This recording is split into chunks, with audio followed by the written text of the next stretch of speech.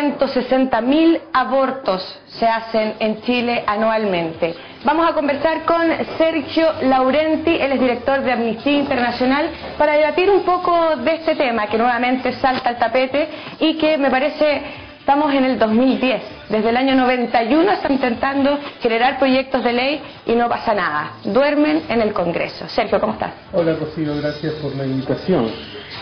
Bueno, la verdad es que frecuentemente los derechos de las personas, no solamente en el tema del aborto, sino en la mayor parte de los casos, no son debatidos por las personas apropiadas, o cuando son debatidos por las personas apropiadas no se hace en consulta con aquellos que deben. Como la nota mencionaba, el hecho de que muchas mujeres, sobre todo las mujeres más pobres, sufren directamente las consecuencias del aborto y en relación con eso sus familias también, nos habla de que la participación activa, es decir, la participación de aquellos que son sujetos del derecho es esencial para la toma de decisiones. ¿Quiénes deberían estar presentes en este debate? Cuando tú dices cuando quizás no son las personas indicadas, ¿quiénes deben ser partícipes de esto? Bueno, evidentemente los legisladores son personas indicadas, pero necesitan la información apropiada y escuchar a las víctimas directas.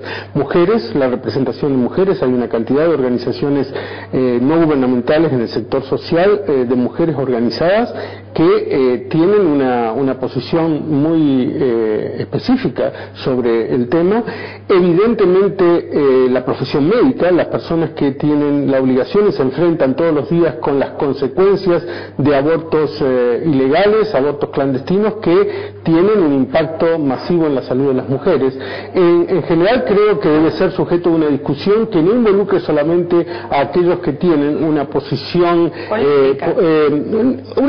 política o ideológica de fe opuesta al aborto, sino que haya un espacio para que todos los directamente involucrados, especialmente involucradas, las mujeres, tengan una voz. Sabemos que la Iglesia Católica obviamente no va a estar de acuerdo y la verdad es que ni siquiera quiere participar o abrir las puertas para un debate. ¿Debería estar dentro de esta postura, debería ser uno de los objetos de discusión? Ciertamente. Ahora quisiera hacer una clarificación, Rocío, que es importante. El derecho no es un aborto, el aborto no es un derecho universal, es una consecuencia del derecho de las mujeres a decidir sobre su propio cuerpo. En consecuencia, Amnistía Internacional no tiene una posición ni se pronuncia respecto a lo justo o injusto del aborto o lo apropiado de realizarlo en un modo determinado.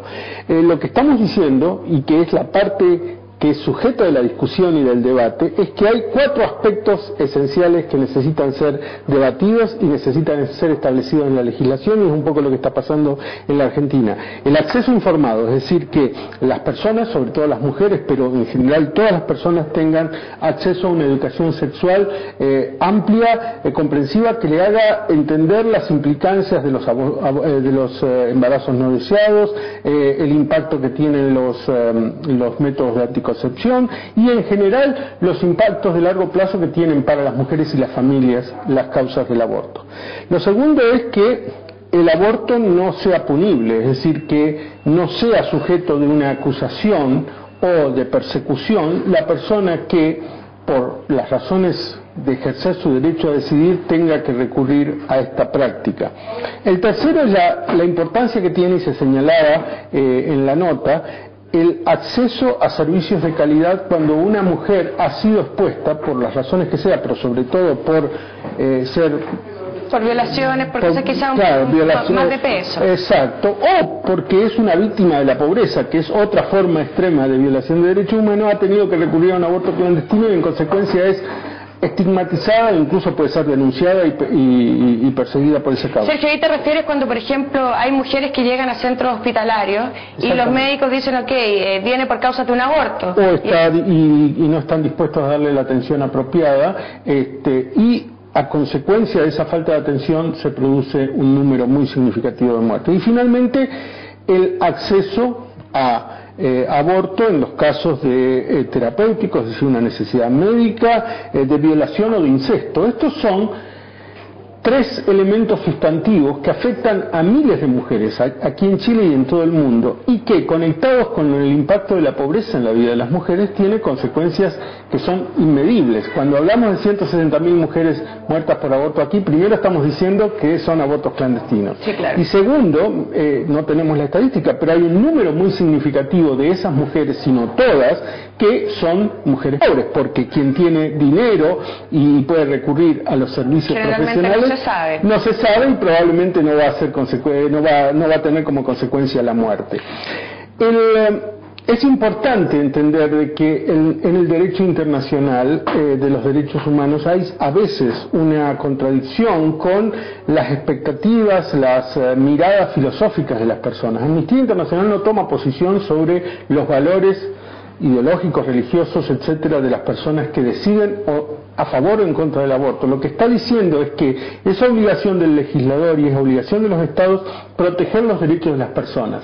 Y las personas son, en el sujeto de derechos, son aquellas que, habiendo nacido, tienen una experiencia de vida y son sujetos de derechos. Hay una discusión muy grande, y no es parte de este debate, acerca de los derechos de los no nacidos, pero el derecho internacional específicamente se enfoca en esa dirección. Y precisamente los derechos de los no nacidos, el tema de la píldora después también ha sido un tema de mucho debate. Se dice que al tomarse esta píldora, en el fondo no se está cometiendo ningún aborto, pero también, por ejemplo, la Iglesia dice que ya el hecho del segundo de la concepción ya es una vida. ¿Qué postura ahí se podría tomar? Esta es una discusión de carácter infinito. Probablemente no hay un espacio para la legislación en ese tema. Este es un asunto que está relegado a la decisión individual de las personas. Si una mujer es dueña de su cuerpo y en consecuencia al concebir lo hace, debería poder hacerlo con una decisión informada y tener a su disposición los elementos que le permitan asegurar su propio futuro y eventualmente el de su hijo e hija. El aborto en muchos casos, para la mayor parte de las personas que tienen que recurrir a ella, porque yo no soy mujer, pero me imagino que preguntándole a cada mujer uno podría decir que esto no es algo buscado, no es algo que se desea.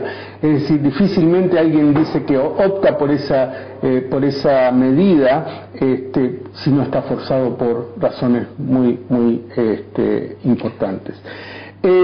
Es importante señalar que entonces que la obligación del Estado es la defensa de los derechos humanos, y la defensa de los derechos humanos se concentra en las personas que son sujetos de derechos. La discusión de si un no nacido es sujeto de derechos o no está fuera de este debate y fuera de nuestra perspectiva, porque el derecho internacional de los derechos humanos se enfoca en personas reales, nacidas.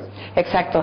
Hay un debate también que saltó al tapete precisamente por los abortos clandestinos y que decían que muchos médicos quizás que practican este tipo de aborto, al ser pagados y tienen mucho costo, digamos, algunos de los abortos, estamos hablando de personas pudientes, que en el fondo no les interesa, o que al contrario, para ellos es mejor que sea clandestino porque pueden subir las tarifas. Esto es denigrar la profesión médica. La profesión médica tiene un marco ético extremo. Evidentemente puede haber médicos que ejercen su profesión sin ese marco ético. Otra vez, si se asegurara de parte del Estado un acceso libre y apropiado a condiciones de seguridad, la gente no tendría que recurrir y se acabaría el negocio para estas personas. Como el mercado negro, digamos. Exactamente. En consecuencia, si estas personas pudieran recurrir a una posta, a un hospital, para recibir la atención apropiada, no solo se acabaría el negocio, sino todo lo que está asociado, toda la corrupción que está asociada con esta situación, y ciertamente lo más importante, cientos o miles de mujeres salvarían su vida. Porque en la mano de estos irresponsables que ejercen... que muchos ni siquiera son médicos. Eso no lo puedo juzgar, pero ciertamente lo que hay que concentrarse es que si el Estado quiere avanzar en proteger los derechos humanos, tiene que enfocarse en que las personas están primero.